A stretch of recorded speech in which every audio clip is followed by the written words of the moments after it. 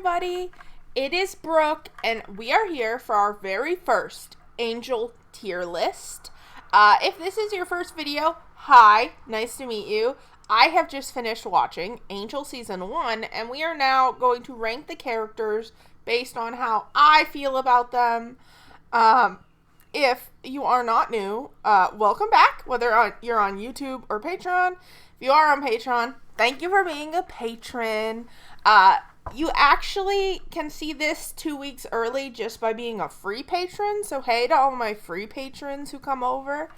And if you're interested in joining the Patreon so you can get early access and uncut content, there's a link in the description. You can go over, see if we have a price point that works for you. Or you can become a free patron because there is some free content that comes out on Patreon just for all of y'all. But today's video is going to be focused around the characters and plot of Angel Season 1. After every season of a show I watch, I do a character tier list.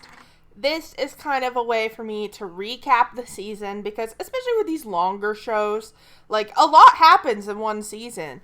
And I like to do kind of a little bit of a recap by going through each character's, like, plot lines before I go into the next season. Just because it refreshes my brain a bit, it helps me remember stuff and, like, helps names stick in my head and things like that.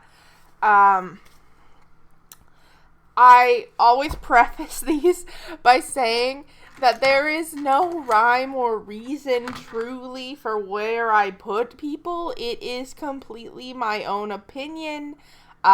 It's a mix of, do I like the character? Do I like the actor's portrayal? Do I like the decisions the character made?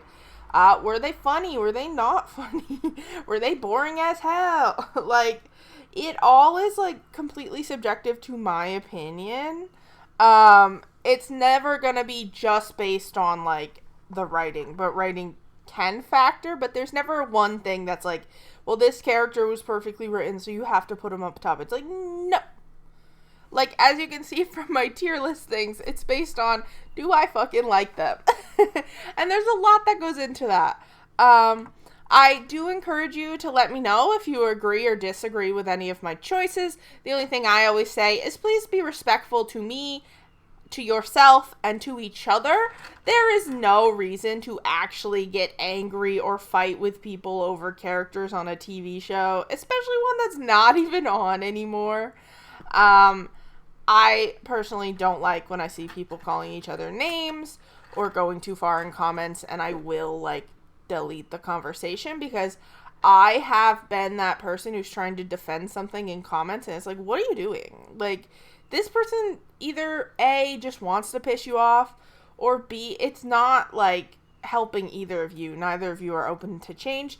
I have a rule that if I comment on something on social media, I can comment on that for that day, but the next day, if someone responds, I can't, nope, don't touch it, it's the next day, there's nothing good to come out of it. I think more people maybe should adopt that rule. We'd have less internet fighting that way. But yeah, I may say something you don't like. That's okay, because this tier list is on tiermaker.com, and you can always go and you can do your own tier list. You could just be like, hey, this is now my tier list. This is what I think, and that's fine. I think the world would be boring if we all agreed all the time, if I'm honest. So it's definitely, again, my opinions. We've all got opinions. Let's just be kind when sharing them, okay? Thank you. We're gonna dive in. It looks like this one mostly included people with multiple appearances, except for this girl. I know she was only in one episode. But overall, and the bald chin guy was only in one episode. But overall, most of these people seem to show up at least once or twice. They're, like, plot-driven. Our tiers are going to be, that's my bestie right there. Those are my people who, even if they did wrong, I don't think so. We're friends. They can come to my birthday party. They're cool. They're just not my bestie. Like, you know, you only have so many spots for besties. You seem nice. We aren't that close. That's like a friend of a friend. It's like, oh, we're cool, but like, oh, I'm not going out of my way to hang out with that person. Congrats on existing, I guess. Like, you're there, and like, that's good for you, but it doesn't really affect me. And it's on site. This is my enemy. These are for the people that are going to take a fist to the fucking face. Or that I just hope we don't see in, season 2. You know, because it's on site. We're going to have to fight them. This one is sad. I'm gonna put her in You Seem Nice. We aren't that close. Because she did seem nice. I liked her. She was from the episode near the end of the season, where all of those, unhoused youth were, like, living together and fighting against the vampires that were hunting in the area they lived. And sadly, she was turned, and then her brother ended up staking her. It was all very dramatic. She seemed very kind. I was sad to see her go. It led into her brother becoming a reoccurring character, which was cool. But she herself, while I liked her, was only in one episode. I can't even remember her name off the top of my head. We won't be seeing her in season 2 because she got dusted. But I did really like her when she was on the episode, so I think that's a fair spot. Now we're diving into my main mans. That's my bestie right there. You don't fuck with my bestie. I know he has problems, but he's been through a lot. That's my mans, okay? You can't, like, fuck with my mans. Like, he is a hero. He's got cool-ass gadgets. He's basically Batman, but he actually helps poor people instead of beating them up and beating up people with mental illnesses. He helps them. And I think he's done so much growing. Like, even if you don't include what he went through in Buffy, I think you kind of have to a little bit. But where he started this season, like, wanting to be completely alone, like, not wanting anyone, having no one, truly, to the end of this season, him being like, I will fucking kill everyone for Cordy and Wesley, like, do not fuck with me, these are my people. I really relate to that. Like, if Angel was doing this tier list, it's only Cordy and Wesley, and that's my bestie right there, okay? He will die for them. And I loved it. I loved, like, when it came down to it, and it was like, oh, like, I will try to save Lindsay or whatever it is. But when Cordy's in danger, fuck you, I don't care, cut your hand off kind of thing. We also learned a lot about Angel's past this season. We had a lot of flashbacks with him and Darla. We had flashbacks before she even changed him and saw that his dad kind of sucked, but his sister seemed really nice, even though he killed her. And it was kind of interesting to see who he was throughout becoming a vampire to getting his soul back and then comparing that to where he was nowadays. We saw some past come back to bite him this season, and I think he handled that pretty well. Him and Buffy had a few moments of romance throughout this season when she would come over. Mostly they fought, but there was that one episode where he was human for a little while. That's a big thing. We found out at the end of the season that if Angel does his job and helps stop the bad stuff, he'll get to be human again, which I'm just saying I called at the beginning of this show. I was like, it would make so much sense to me if the point of this show was him becoming human. I'm just saying. And then I think Angel had a great showing in the 2 episodes where Faith was here. I think those were 2 strong episodes this season. He, I think, was very consistent. Not that other people were not, but, like, we saw Angel in Buffy being like, Faith is not that bad, she needs saving, like, I can relate to what she's going through, and he sticks by that. Even when she's doing some pretty awful shit in this season, he's like, no, I know that, like, I've done worse, basically, and she can be saved. And it's just that second episode of that is probably one of my favorite episodes of this whole, like, universe. And I think it was so well done. I don't think anyone else could have got through to Faith because no one else can understand the feeling of how much you hate yourself for doing something that dark and like burying it. He just gets her in that way. And I like that he never gave up on her. And he even stood up to Buffy for her, which I really liked. That was a complicated scene we'll get to when we get to talking about Buffy's appearances. But overall, I think Angel really grew into himself. He went from a romantic interest with some plot to a protagonist, a main character who really feels way more fleshed out. I think I understand him more than I ever did on Buffy. And I like him more in this show than I liked him on Buffy. So I'm glad he's our main. I can't wait to see what happens and see how he grows in season 2. Balchin, it's on site. That's my enemy. My man poisoned Cordy. My man blew up Wesley. We don't need Balchin. I'm pretty sure he's dead anyway. Angel killed him. Good for him. Balchin showed up in that last episode working with the Wolfman and Hart people to bring back something. We didn't know what it was. It was revealed to be Darla, and I don't know if it's like time travel or they ripped her out from hell. Like, I know she got staked by Angel or Buffy. I think it was Angel in season 1 of Buffy. I just remember her like showing up and annoying him. So that guy sucks and I hate him, and I don't think there's too much to say on that guy.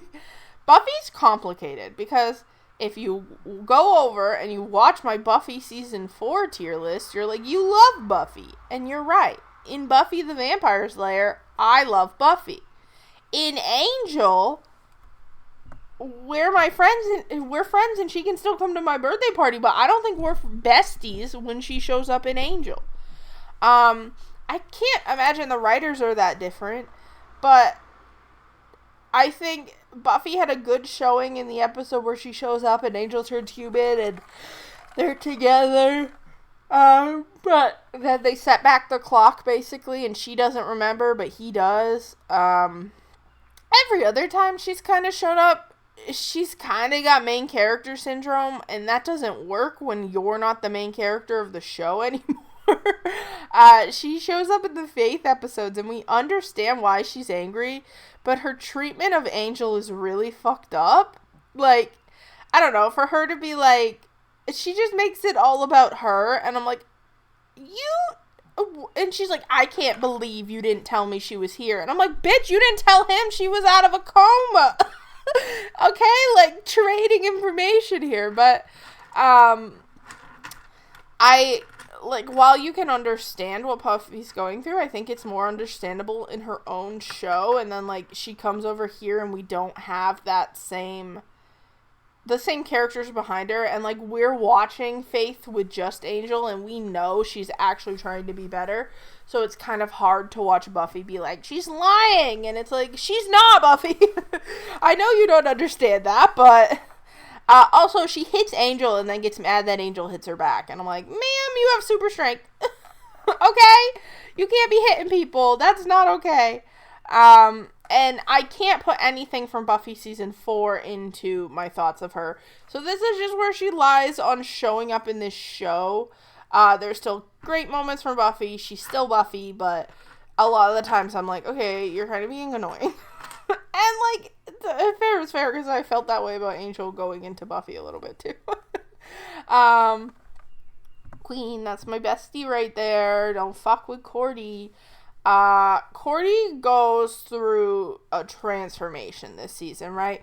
When we first see her, she is regular old Cordy. She's poor, and she's just trying to make it as an actress.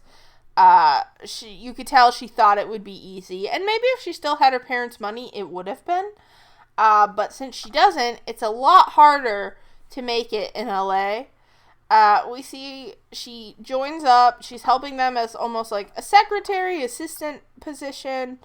Her and Doyle fall in love for a little bit without, like, telling each other. More him in love with her, but she was, like, willing to give him a chance before he died.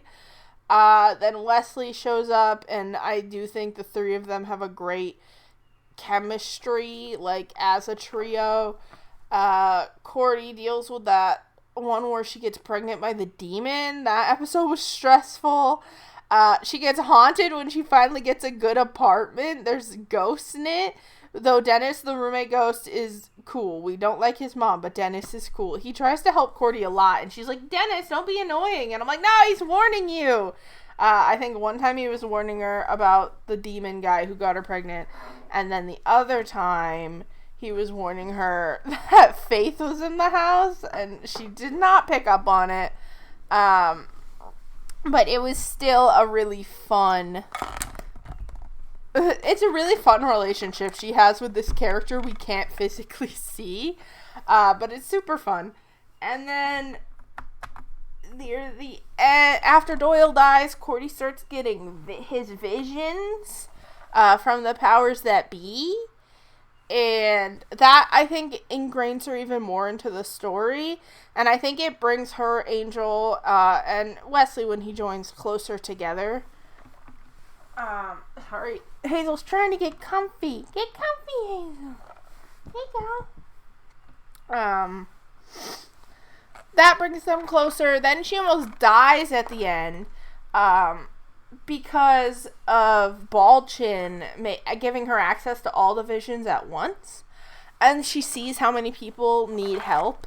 And it doesn't fully change her, but it does give her a purpose almost. Like, her goal now, she wants to help them all. And it's really nice to see, because I think Cordelia is someone, when she has a purpose, she goes at it hard. And she gets it done. So I'm excited to see how she kind of, like, deals with that in season 2, and how her and Angel's relationship will grow, and how her and Wesley's relationship will grow, and, like, just the trio becoming more solidified. Because I actually really like them. It's not a trio I would have put together in Buffy, but it works really well here. Darla. I don't like Darla. She wasn't that bad this season because she was mostly in flashbacks. I'll put her in congrats on existing, I guess, because I am intrigued. Throughout the season, we mostly see Darla in flashbacks of her meeting Angel, of her turning Angel, of her and Angel killing the gypsy girl, and then of her reaction when Angel gets his soul back. She tries to kill him, like, immediately. She's pissed. And then we see her one more time when it's revealed that whatever the Hartman and Wolf people summoned is actually Darla. Is it really her? Is it a creature that looks like her? I do not know. I do not think we will find out till season 2, which I'm starting today after I do this. So hopefully I'll find something out. But it's Darla. The actress did great in the flashbacks, but I don't like her. She's evil as hell. But I am intrigued, so that's why she gets to go up one, because I'm intrigued on what her storyline will be. This is the billionaire guy. Stop. No, we're putting him up here, because what if he'll invite me to the party? Well, no, because we're going to invite a billionaire to our birthday, because they're going to give us a gift. Am I wrong? Also, though, because I liked him, he was only in 2 episodes, but I think he was fun. He plays D&D.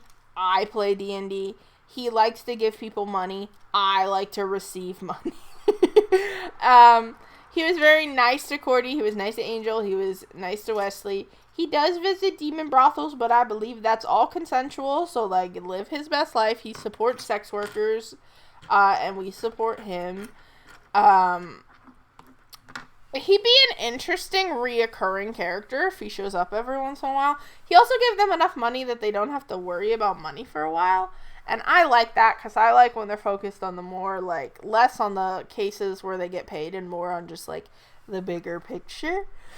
But also, he's cool. I would be excited to see him again. I think that's the only reason he doesn't go down here. Like, I think he'd be a fun reoccurring character. More fun than certain people we'll get to later. And Dennis the Ghost, that's my bestie right there. Dennis's death, when we found out what his mother did to him, I actually, like, it haunted me a bit. Like, it was scary. Like, I thought about it after recording, was like, started to get, like, freaked out at the idea of being put in a wall alive. It really freaked me the fuck out. But also, Dennis is a bestie. He always has Cordy's back. Him and Cordy have some funny moments, especially when he's, like, passing her stuff. He tries to protect Cordy when he knows something's wrong in the apartment multiple times, even if she doesn't listen to him. He's not, like, this big main character, but, like, whenever he's in a scene, it's, like, a small touch to make the universe feel more real. And I really enjoy that. So, I hope Dennis the Ghost stays on through the whole show. I hope we never lose Dennis. Faith, I can't believe we're friends. We're friends again. We're friends. She's not my bestie. She has work to do. She's not my bestie for the torturing of Wesley. It was gross and too far for me. But she is my friend again because she put in the work. She accepted that she did something bad and started to process and deal with those emotions, which is something some people will never do. Some people will hurt you and blame you forever. Faith, like, admitted she was wrong, which is a big step to me. Faith tried not to hurt people anymore after she broke down. Like, she reached her limit. She broke. She wanted to fix it. Buffy showed up and Faith didn't start fucking fights with her. She didn't do anything. She just, like, wanted to make it better. She thought she had to do that by leaving. And at the end, she turns herself into the cops. Shitty cops like Kate, who are saying they're gonna kill Angel if he doesn't say where she is, which is fucking insane. But Faith turns herself in, and she's going to prison. That way, she'll be safe from the Watchers, but she'll also have to atone for what she's done. I wish the American prison system was better so I could wish for the best for her there.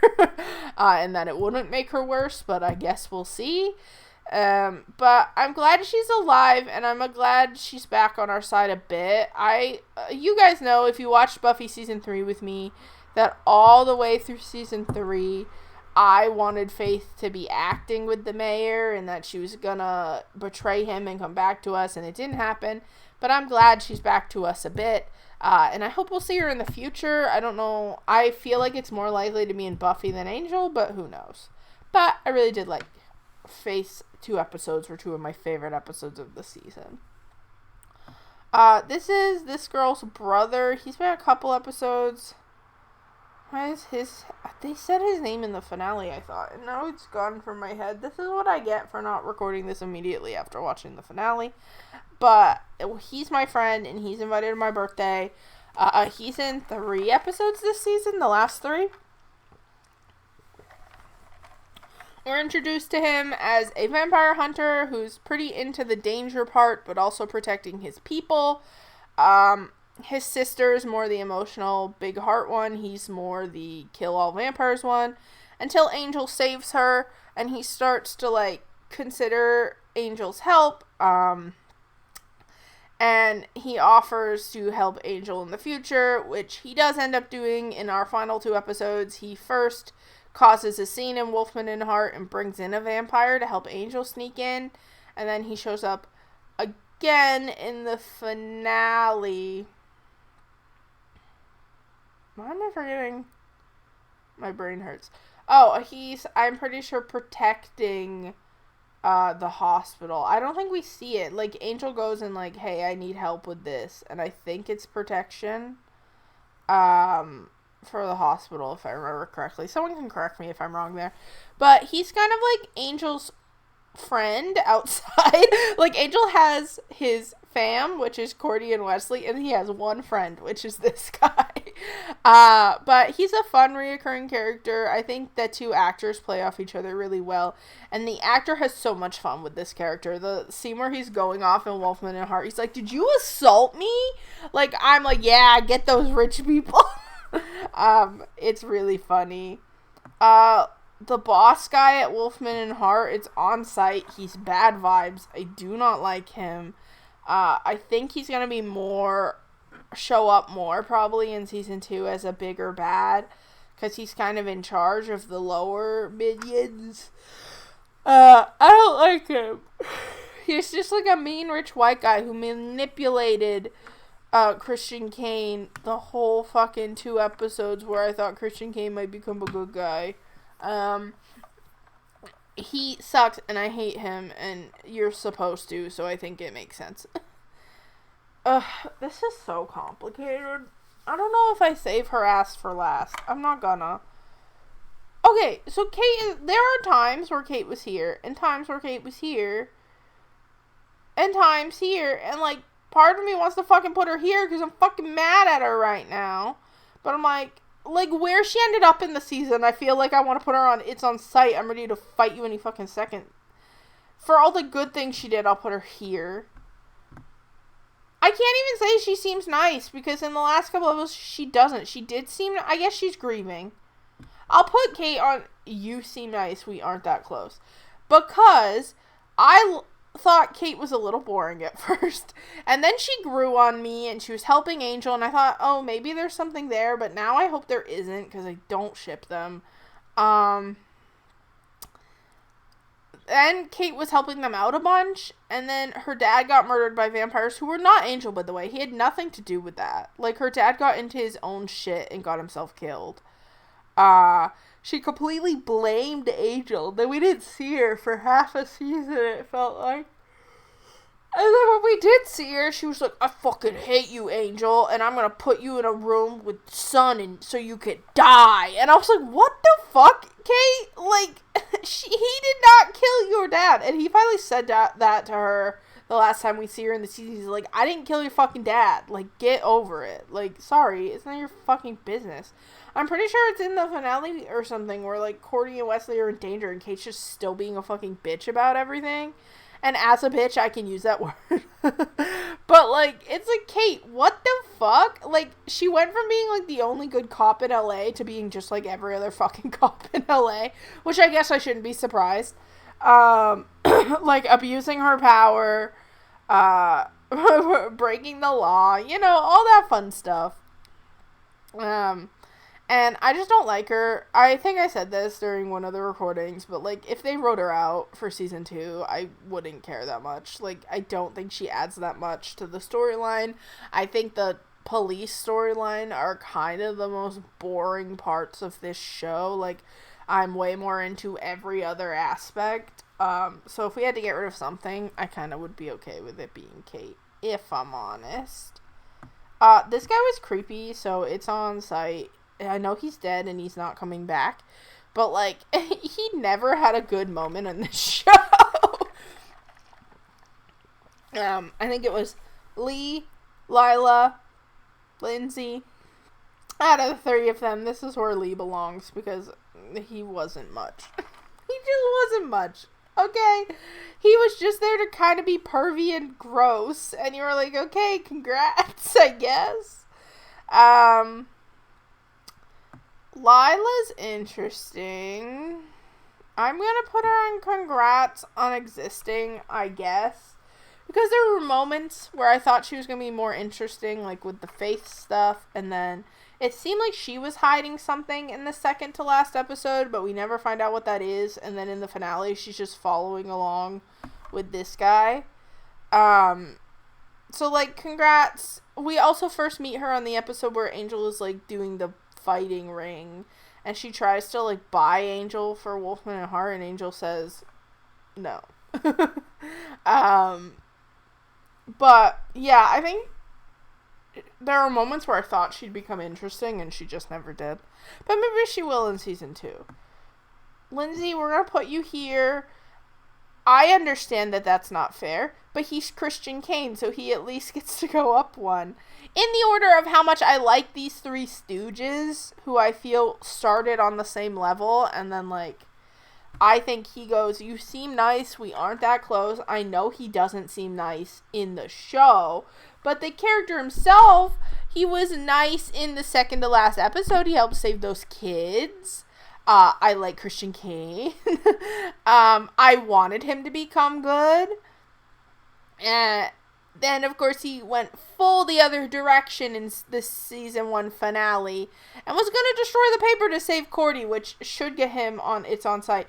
But if I was able to forgive Faith's bad stuff, I think out of these 3 characters, he has the best shot. Well, this guy's dead. So out of these 2 that are left, he has the best shot at a redemption of switching sides. We've seen him do it before. I don't know. I think his future in this show is either to switch sides or become like this guy. And I'm interested. I'm more interested in where his character will go in season 2 than I am in either of these 2 people. I'm pretty sure they're going to stay bad. Where he's a little more nebulous. I'm not sure where he'll end up.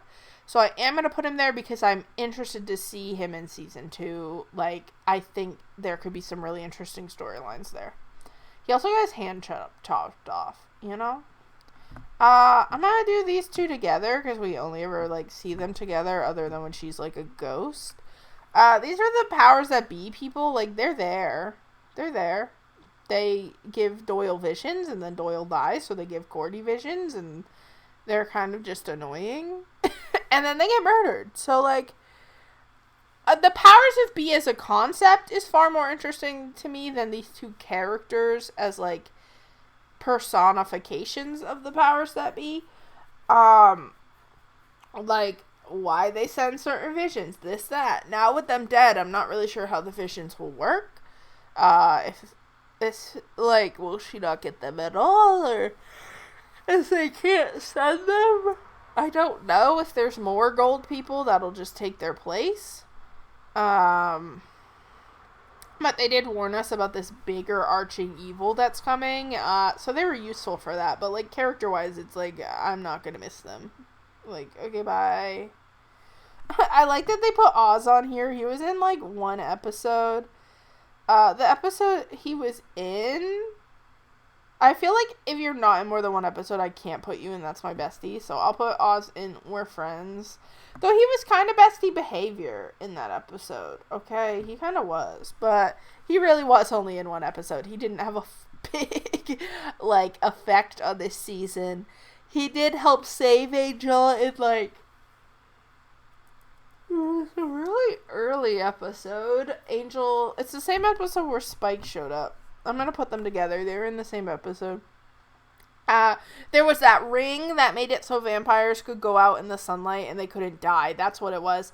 And Buffy sent it to Angel through, I think, Oz dropped it off when he was in LA. And then Spike kidnapped Angel because he wanted to get the ring back, and Oz helped Cordy and Doyle save Angel. It was a fun episode, good crossover episode. These 2 were both great in it. They played their characters really well. They were just only in that episode. So it's hard to put them in That's My Bestie for the show Angel. I'm trying not to take into account everything that happened in Buffy, because I rank Spike differently in Buffy, obviously, and Oz differently in Buffy season 4. But with only 1 episode to go off of, Spike was just kind of an asshole. Oz was helpful. They didn't really have character growth in here. They were kind of guest starring. Oh my god, Faith's dad. Or not Faith's dad, fucking Kate's dad. Yeah, Kate's dad was fine. I like the actor. I recognized him from a couple of things. He's dead now, so he doesn't exist anymore. But Kate's dad just kind of sucked. Actually, yeah, he was really, never mind, fuck you. He was really mean to Kate.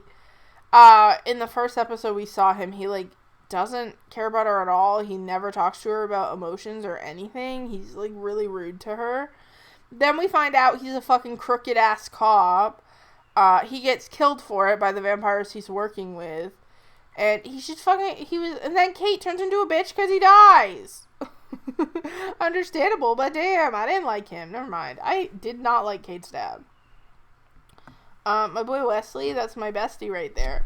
That is my annoying, nerdy bestie, okay? Listen. If you go back to Buffy season 3, I do not think I put Wesley up top. There ain't no way. But he shows up after the death of Doyle. He's this leather-clad demon hunter who is not him at all, and you can tell. You're like, this is not your vibe, my man.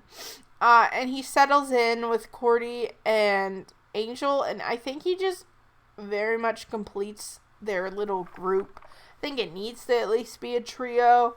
And Wesley ends up growing on me so much. As someone who found him very annoying in Buffy season 3, when he first showed up, I was like, oh no, they're gonna ruin it. And then they didn't. And then they didn't ruin it. He actually is like, he's funny, he's helpful. I think him and Angel's friendship is really interesting. I think him and Cordy are really funny. And I think they're all such, like, opposites that it, like, works really well.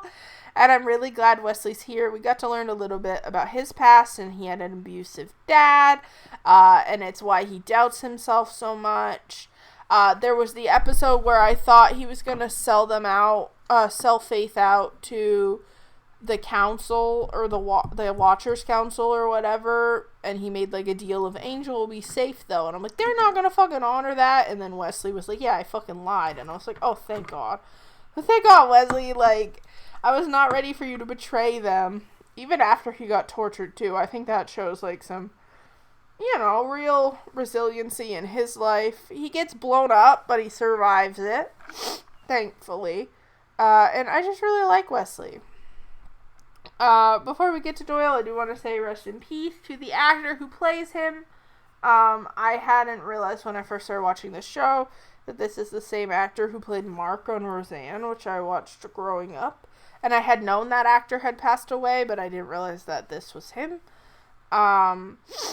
He had a hard life.